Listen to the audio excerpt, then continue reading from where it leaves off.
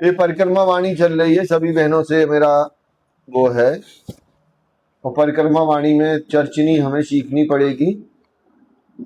तो चर्चनी अगर सीखना है सभी को, जो नए लोग हैं ना हमारे कुछ दो चार लोग, वर्षा बहन के यहाँ ही घर में चला रही, तो जाके सीख सकते हैं 5 से 6। ठीक है। और यूट्यूब पे भी पड़ी है चर्चनी अपनी, तो उसमें भी अपन प्रैक्टिस कर सकते हैं, देख सकते हैं, क्योंकि अभी पाठशाला में तो अभी नहीं चलने वाली। तो आप आपस में डिस्कस करके सीख सकते हैं, कोई कठिन नहीं है, बिल्कुल सरल है। ठीक है ना। अब हम आ रहे हैं फिर से प्रसंग की तरफ, तो चले बहन करें। बन के मोहल नहरे, बन छाया है मोहल जो, इस मोहल बने बन के। बोलो श्री प्राणनाथ प्यारे की जय। प्रणाम। आप महान बुद्धि के सागर सदगुरु श्री प्राणनाथ जी बड़े मत के धनी वर्णन कर रहे हैं परिक्रमा वाणी। परिक्रमा वाणी में इंट्रोड्यूस कर रहे हैं थोड़ा थोड़ा, अभी विस्तार से आगे वर्णन करेंगे। मानिक पहाड़ का थोड़ा सा वर्णन कर दिया कि मानिक पहाड़ कैसा 12,000 भौम का बना हुआ है, रंगमहल से 13.5 लाख को उसकी दूरी पर है, और उसकी जो लंबाई चौड़ाई है 16 लाख है, गिरद 48 लाख बनी हुई है, और इसकी दीवार मंदिर भर मोटी है जो 12,000 भौम ऊंची गई हुई है। फिर अंदर हम जाते हैं, 4 दरवाजे दिशा के आए हुए हैं, जैसे हमारा कमानी दरवाजा है ना, ऐसे 4 दरवाजे बने हुए हैं। कहाँ पर? मानिक महल में, मानिक पहाड़ में। जैसे ही अंदर जाते हैं तो जैसे हमारे कमरे बने हैं ना, ऐसे 12,000 हवेली बनी हुई हैं। फिर एक हवेली में घुसते हैं तो 12,000 महल, एक महल में घुसते हैं 12,000 को मंदिर, एक मंदिर में घुसते हैं तो 12,000 कोठरियां। ऐसे अनंत शोभा है। हमारा घर है, हमें ही पता होगा, और हमारे दिमाग में भी चढ़ जाता है, कोई कठिन नहीं है। तो कोई भी दिमाग में ना ले कि कठिन है। तो ऐसे मानिक पहाड़ की महिमा का वर्णन महामती श्री प्राणनाथ जी ने थोड़ा सा किया। अभी आगे और भी अद्भुत तरीके से महामती जी वर्णन करेंगी। लेकिन अभी वन के माहौल नहरें, अब जो कैसे अखंड परम धाम में वनों के ही महल बने हैं, कहने के लिए वन कह दिया, लेकिन ये सारे वन, जैसे हम देखें ना, केले बोई अनार अमृत जामू नारंगी बट, जो 7 बने हुए हैं, 7 वनों की शोभा आई है, तो ये भी महल है। लेकिन कहने के लिए कह दिया ये वन है, क्योंकि अपन देख रहे हैं ना, पहली भौम में सुंदर महल बनते हैं, वहां पर पहली भौम में जो बने हुए हैं, तो उधर पे ना जो बने हुए हैं, तो भानु दीदी कौन रहता है वहां पर किले आरम्भ पहली भौम में? कोई नहीं रहता, पक्षी वर रहते वहां, और अपने अपने जुत्त के साथ में राज राज राज राज सखियों के नाम ले लेकर के बुलाते हैं, सखियों के इम्प्रेस करने के लिए। तो यहाँ पर जुत्थ के जुत्थ रहते हैं। कहाँ? जो हमारे केले वो नारमृत है ना, यहाँ पे। तो ऐसे महल है। कौन से वन की नाम दे दिया वन का, लेकिन ये महल है। तो वो वर्णन कर रहे हैं वन छाया है मोल जो। अब जो पूरा परमधाम ना, कहीं कहीं बिरला है जहां पर वनों की शोभा ना हो, ज्यादातर ग्रीनरी है, हरियाली है। कहां पर? परम धाम के अंदर। अपन कोई भी, वैसे तो आप देख सकते हैं, कोई भी महल में बैठे मंदिर में, अगर आपको छत देखनी है ना सूर्य भगवान को, तो ऐसे ऊपर करेंगे तो अपने आप ही सूर्य दिख जाएगा आपको, लेकिन ढपी भी है, दोनों बातें हैं। ठीक है। तो महामती प्राणनाथ जी ने परम धाम का वर्णन किया, यानी धर्म शास्त्रों में। अब हम ये ना सोचें कि हमारी वाणी वर्ष में परम धाम का वर्णन है, पुराण संहिता में भी परम धाम का वर्णन है, कुरान के अंदर भी परम धाम का वर्णन है, लेकिन उनमें बहुत कम कम है। इसमें प्राणनाथ जी ने विस्तार से किया। तो प्राणनाथ जी कोई नई बात लेके तो आए, लेकिन वो शास्त्रों की प्रमाणित करके लेके आए, ऐसे नहीं उन्होंने अपने मन से बना दिया। इस शास्त्रों में पहले से प्रमाण था, वेद और कथेर दोनों में बातें लिखी हुई थी। तो यहाँ मानिक पहाड़ का वर्णन किया। अब वन के माहौल की नहर है, तो वन छाया है माहौल जो, पूरे परम धाम में वनों की सुंदर छाया है। तो जिमी पे तो छाया हो जाती, एक भौम ऊपर जब बन जाते ना, तो क्या होता, वो महल बन जाते। उन्हीं वनों फूलों से दीवाने बन जाती, उन्हीं से हमारा चंद्रमा बन जाता, झूमर लग जाते, सुंदर सिंहासन, सुंदर कुर्सियां, सुंदर हिंडोले, सब काय के बनते? फूलों के।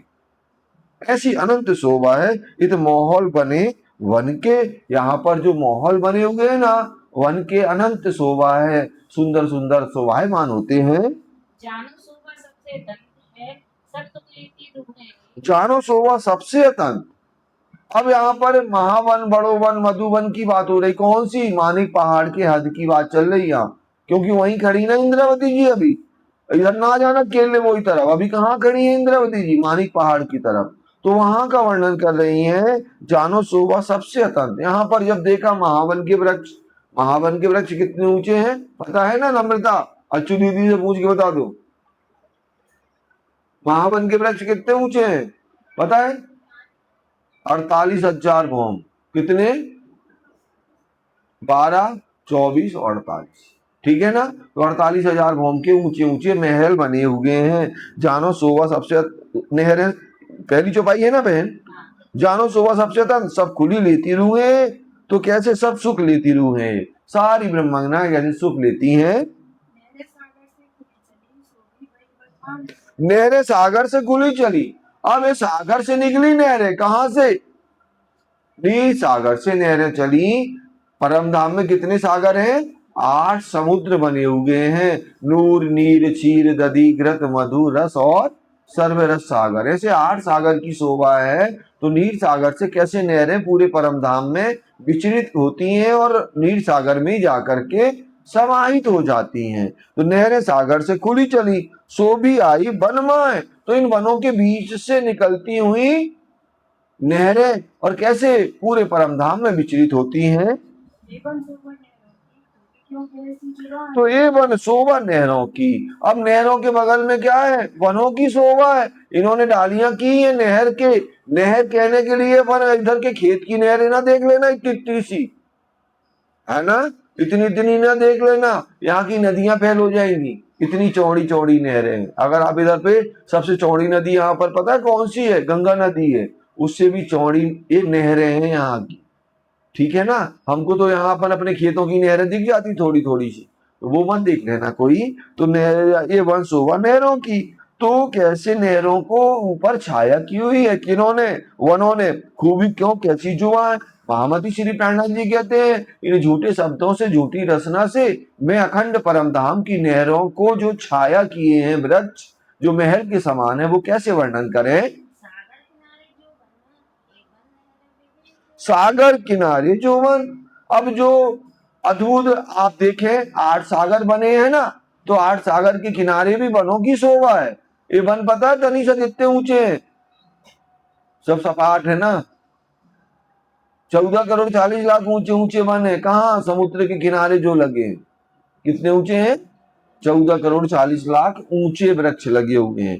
तो यहाँ मामा सागर किनारे जो वन, ये वन नहरें विवेक। तो सागरों से नहरें जो निकल रही ना, तो कैसे अद्भुत शोभायमान होती हैं उन नहरों पर। ये वृक्ष छाया करते हैं। माहौल, वन जो देखी, अब माहौल देखे हम तो क्या दिख रही है? बड़ी रंग की हवेली दिख रही है। वन जो देखिए, वन देख रहे हैं तो भी ये ऊंचे ऊंचे हैं। कितने ऊंचे हैं? 14 करोड़ 40 लाख ऊंचे ऊंचे हैं। जानो सोई नेक से नेक। अब हम जो भी देखते हैं ना, एक से बढ़ के एक शोभा हमें दिखाई देती है समुद्र के चारों तरफ। जो ये 8 समुद्र बने हुए हैं, इन समुद्रों के चारों तरफ की शोभा का वर्णन महामती श्री प्राणनाथ जी कर रहे हैं। कई महल सागरों और कई महल बन रहा है। कई महल डिग सागरों। कई महल कहाँ बने? डिग माने पास में, समुद्र के पास में ही बने हुए हैं कई महल, ठीक है ना? और कई महल बन रहा है। तो कैसे महामती श्री प्राणनाथ जी कह रहे हैं कि एक सागर के 8 दिशाओं में क्या बनी है? बड़ी रांग की हवेलियां। क्या बनी है? बड़ी रांग की हवेली बनी हुई है। तो ये कितनी है? 12,000 भौम की ऊंची है। लेकिन इसकी एक भौम कितनी है? 12,000 भौम की है। तो 12,000 गुणे 12,000 करोगे तो कितना हो जाएगा? 14 करोड़ 40 लाख हो जाएगा। अब ये जो जिनकी निस्बत है ना, नीता भाभी, नीता गर्दन दर्द होने लगती, उसको दिखाई देती है। नीता अपन कहां तक देखें? तो ऐसे महामती श्री प्राणनाथ जी वर्णन करते हैं, कई महल डिग सागर, कई महल बन रहा है। और कई महल काहे बने? वनों के बने हुए। समुद्र के चारों तरफ क्या बना हुआ है? 8 दिशाओं में ये ऊंची ऊंची हवेली बनी है। तो कई महल वनों के भी बने हैं। तीनों में नहरें चले, हम सुख लेती तीनों में नहरें चले, इन सबको बीच बीच में कैसे नहरें चलती हैं, हम सुख लेती है। क्योंकि आपको पता है परम धाम में ना रंगमहल की चांदनी पर भी नहरें चलती हैं। तो फिर रंगमहल तो हमारा छोटा है, ये तो सागर के करीब हम पहुंचे जब हवेलियों में, तो बहुत विशाल बड़ी बड़ी बिल्डिंग है। तो महामती श्री प्राणनाथ जी कहते हैं जहां भी आप देखें वहां पर नहरों की अनंत शोभा है, और इन शोभा को सुखों को ब्रह्मंगनाएं लेती हैं। अब महामती श्री प्राणनाथ जी कहते हैं जो वन है ना, नहरों के किनारे आए हैं, दूर दूर तक आप देखिए, जहां लो नजर फिरत, जहां तक हमारी नजर जाती है वहां तो पूरे परम धाम में चली जाती। अभी छोटी दुनिया में आपने जितना ज्ञान लिया ना उतनी नजर जाएगी आपकी, परम धाम में तो आप रंगमहल से कहूं भी देख सकत, सही है ना। लेकिन यहाँ पर आपके पास तो जितना ज्ञान होगा चर्चिनी का, उतनी दूर की नजरें दिखेंगी आपको। बाकी तो अपन हमें क्या दिखती, जमुना जी भर दिखती, आप लोगों को दूर दूर तक दिखती होंगी, हमें जमुना जी भर दिखती है वहां पे। चले आगे करें। ये सुख संग सुभान के, तो इन नहरों के किनारे विचरित करना, जमुना जी के किनारे 90-90 देहरियों में बैठना, कूदना, छलांग लगाना, डालियों से लटकना, ये कौन सुख लेंगी ब्रह्मंगनाएं अपने धामधनी के साथ, हम कई विध लेती ही। तो महामती श्री प्राणनाथ जी कहते हैं कि हम ब्रह्मंगनाएं राज्य के साथ में अनेक सुख लज्जत को अखंड परम धाम में लेते हैं। इन वन की और महल की, ऐसे वनों की शोभा देखी, महलों की शोभा देखी, और पहाड़ हिडोले जे, और ये ऊंची ऊंची बिल्डिंगे हैं ना, उनमें अद्भुत क्या लगे हुए हिंडोले लटक रहे हैं। तो उन हिंडोले में अपने राज्य के साथ में ब्रह्मंगनाएं क्या करती, हिंडोलों का सुख लेती हैं। जिमी सब बराबर, वहां की जिमी सब एक समान है, कोई ऊंची नीची नहीं है कि कहीं पे गड्ढा आ गया कहीं पर ऊंचा, एक समान वहां पर जिमी की शोभा है। अर्थ लग देखिए, अर्थ तक माने रंग महल तक देखो आप बड़ी रांग से, ठीक है ना। तो एक समान शोभा आपको दिखाई देती है। इन बिगर वन बिगर, वन बिगर की जो जिमी जानो जरी दूरी से बिछाए। अब जो वन, जिन जिमी पर क्या नहीं है, वन नहीं है। टूटी दीदी कौन सी जिमी में बड़ी दूर तरफ जाए तो वहां पर तो बना ही वन है, कहाँ पे नहीं है। पश्चिम की चौगान तो रंगमहल के पास ही में है, हमें सागर की तरफ जाए तो कहाँ पे नहीं है, वन नहीं है, है? वाना दीदी कहाँ नहीं है?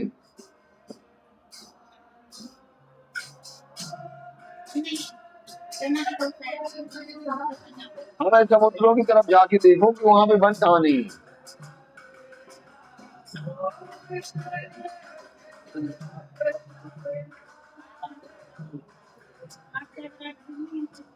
उधर तो 8 सागर 8 जिमी है, वन ही वन है। कहाँ पे नहीं है वन? राजबाला में है? कौन सी जिमी? कैसे नहीं है? बस वो पूरे पेड़ ही पेड़ है वहां पे, सेम है, जैसे सागर की शोभा है वैसे जिमी की शोभा है। कहाँ जिमी खाली है भाई? वहां टापू मॉल बने हुए हैं, पेड़ लगे हुए हैं। हाँ मामी बताएं, 4 कोने में वो रेती है, वहां पे खाली है। और बताएं ना कुछ,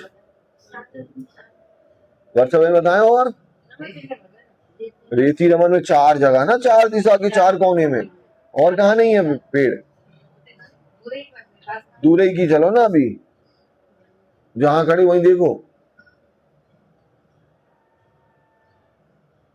मंजू दीदी को याद है? और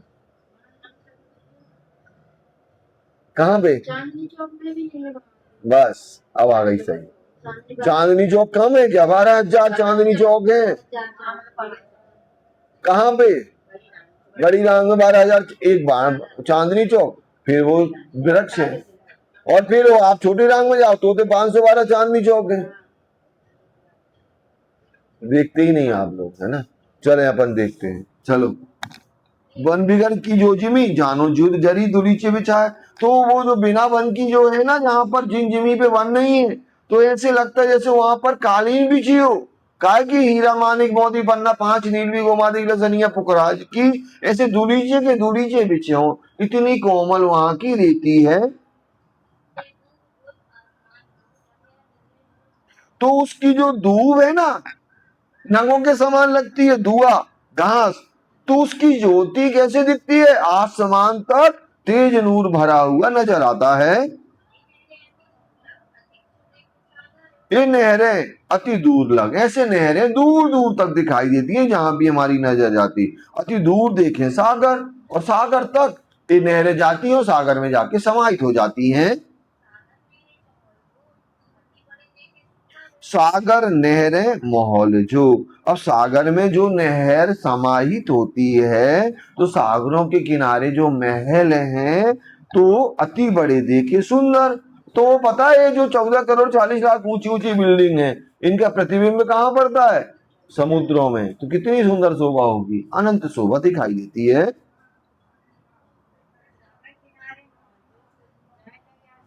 सागर किनारे मॉल, जो समुद्र के किनारे जो महल बने हैं, जिनको बड़ी रांग कहते हैं परमधाम की भाषा में। बड़ी रांग माने होता बड़ा किला। जैसे पहले राजा महाराजा रहते थे ना शहरों में, तो चारों तरफ से क्या होता था, दीवार उठी होती थी। ठीक है ना, आप जयपुर में जाएं, अमृतसर में जाएं, अनेक शहरों में जाएं पुराने, तो पूरे शहर को घेरे हुए बिल्डिंग होती है। उस बिल्डिंग के अंदर कोई नहीं घुस सकता है, तो उसको क्या कहा जाता है, रांग। बड़ी रांग माने हवेली, बड़ी हवेलियां किनार पर बनी है। वैसे परमधाम में भी ऐसी बड़ी हवेलियां कितनी ऊंची बनी है, 14 करोड़ 40 लाख। दुनिया की बुद्धि के लोग लपेट नहीं पाएंगे इन बातों को, कौन समझेगा, जो ब्रह्म प्रिया ब्रह्मंगना होगी। तो सागर किनारे महल जो सो जाए लगे आसमान, ये जो बड़ी रांग की जो हवेलियां है ना, वो आसमान को छूती हुई दिखाई देती हैं। ये महल जुदी जुदी जिन ये जो महल बने ना, अनेक अनेक प्रकार की इनकी अनंत शोभा है। इत सुख चाहिए सागर समान। तो यहाँ पर सुख कैसे मिलते हैं, सागर जैसे जितनी गहराई वाले सागर होते हैं ना, जिसका वर्णन नहीं हो सकते, तो सागर के समान वहां पर जो राज्य हमें सुख देते हैं ना बड़ी रांग में, जिसका वर्णन नहीं हो सकता।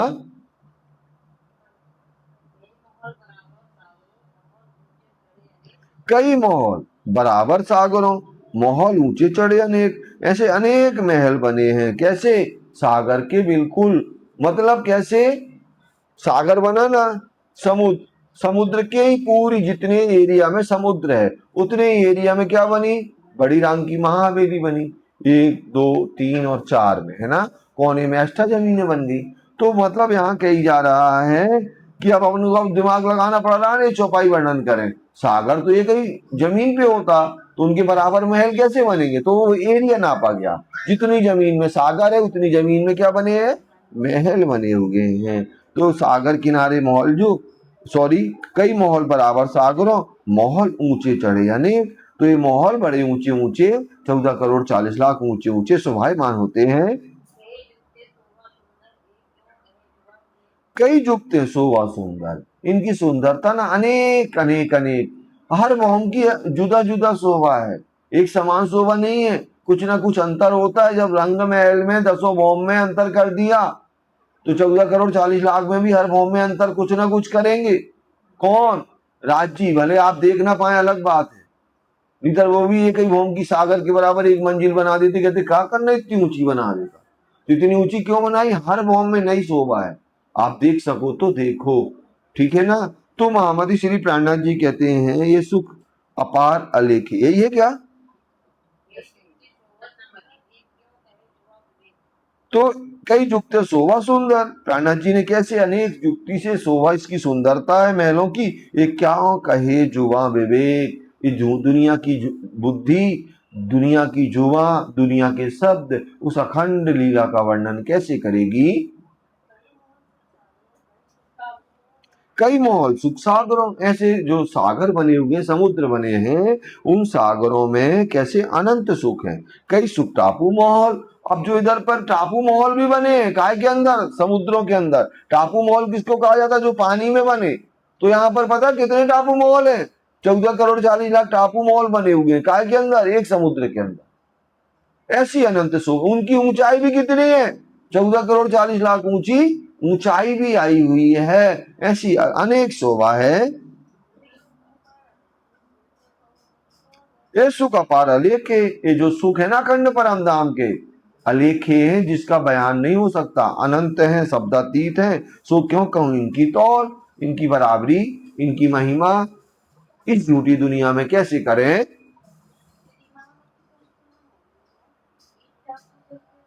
श्री महामती कहे सुनो मोमन, महामती जी कह रही हैं कि हे सुंदर साथ जी, हे ब्रह्मंगनाओ, बीच टापू जल कीर्तवाए। कैसे इन समुद्रों में टापू महल बना है, चारों तरफ क्या है, टापू महल के जल है। जैसे धर्म सागर में, धर्म सागर देखा ना सबने, जहां 6 साल जी का घोड़ा बना, बीच में एक वो बना है मंदिर जैसा, है ना, और उस मंदिर के चारों तरफ जल है। तो महामती जी कहते हैं बीच टापू जल गिरदवाए। कैसे टापू के चारों तरफ क्या बना है, जल की शोभा है। ये अति ऊंचे महल सुंदर, ये महल है ना बड़े ऊंचे हैं, पता कितने, 14 करोड़ 40 लाख ऊंचे हैं। देखो अपनी रूह जगाए, तो हे ब्रह्मंगनाओ, ऐसी अनंत शोभा को देख करके अपनी अंतर आत्मा को जागृत करो। क्योंकि खुलासा वाणी में कहते, वारी गलियां रस की मोमिन भूले ना कित, अरवा रस के रात दिन आही में खेलत। तो जो ब्रह्मंगना होगी ना, वो परम धाम में विचरण करेगी अपने धाम धनी का हाथ पकड़ के। तो सुंदर साथ जी देखो अपनी रूह जगाए, ऐसे अखंड ब्रह्म ज्ञान के द्वारा अखंड शोभा को देख के अपनी आत्मा को आप जागृत करिए। यहीं पर चौपाई को दोहरा लेंगे। देखो अपनी रूह है जगाए, श्री मामती कहे सुनो मोमिनो, बीच टापू जल गिरदवाए। ये अति ऊंचे महल सुंदर, देखो अपनी जगाए, देखो अपनी रूह है। बोलो श्री प्राणनाथ प्यारे की प्रणाम। कल की छुट्टी रहेगी।